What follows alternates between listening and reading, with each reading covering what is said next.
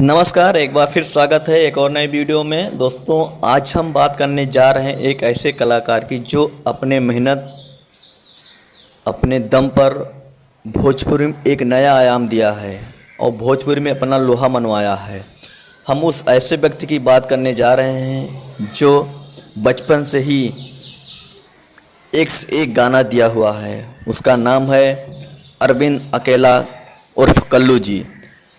अरविंद अकेला कल्लू जी का एक नया गाना आया हुआ है जिस एल्बम का नाम है असली रंगबाज। यह गाना यूट्यूब पर काफ़ी धमाल मचा रहा है। यह गाना सिवाय फिल्म से आया हुआ है। इस गाने को जिस सिंगर हैं कल्लू के अलावा सिरपी राज, इसके राइटर हैं आशुतोष तिवारी, म्यूजिक दिया है विकी विकास। यह गाना यूट्यूब पर धमाल मचा रहा है। यह गाना मात्र 4 दिनों में 19 लाख व्यू क्रॉस कर दिया है और गाना नंबर 1 ट्रेंडिंग में चल रहा है।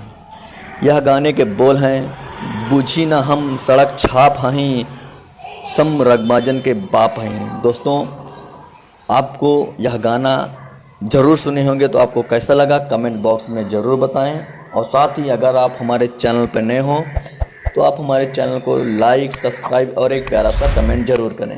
जय हिंद।